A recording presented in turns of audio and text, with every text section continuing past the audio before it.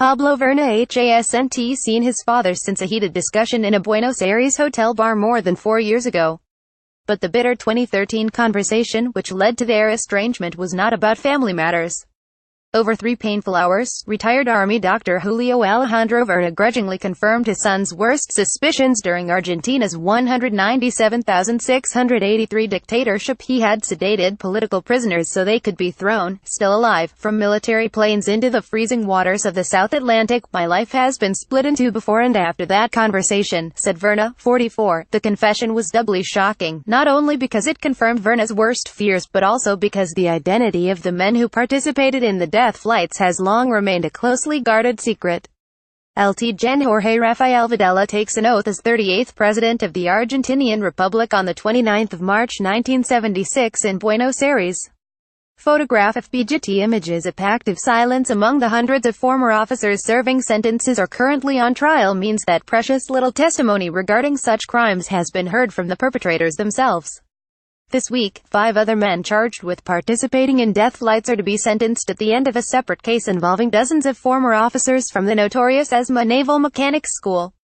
After a long inner battle, Vera finally decided he was ready to testify against his father, but was dismayed to discover that Argentinian legislation prohibits sons and daughters from giving evidence against their parents in court. Nobody knew my father participated in the death flights, so my testimony is the only evidence so far, but it is not legally admissible as the law stands today, said Verna. Hoping to redress that situation, Verna and 25 other relatives of perpetrators have proposed an amendment to the country's penal code that would allow sons and daughters to testify against their parents in human rights cases.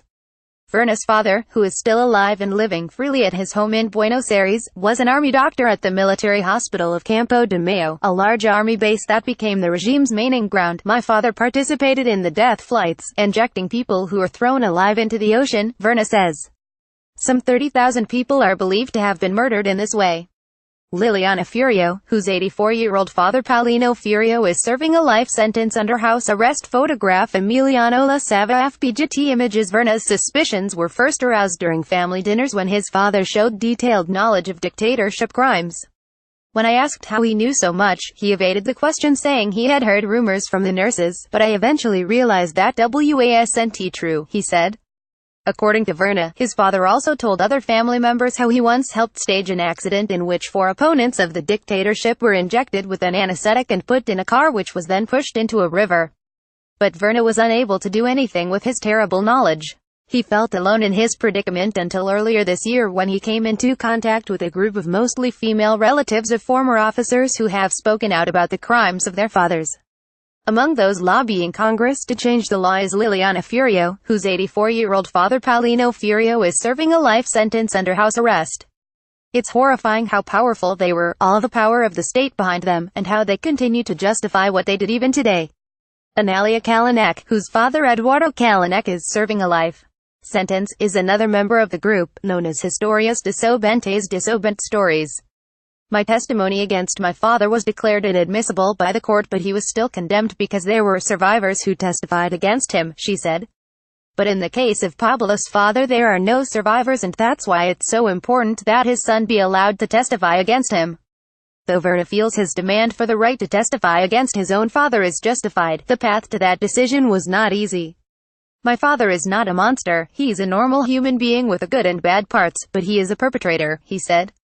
And he admits that the children of other such perpetrators may not be able to bring themselves to denounce their own fathers. My awareness of the enormity of my father's crimes was progressive and extremely painful, he says. The path from denial to awareness is long, and not one I consciously chose. I completely understand how other people in my same situation decide to avoid facing it.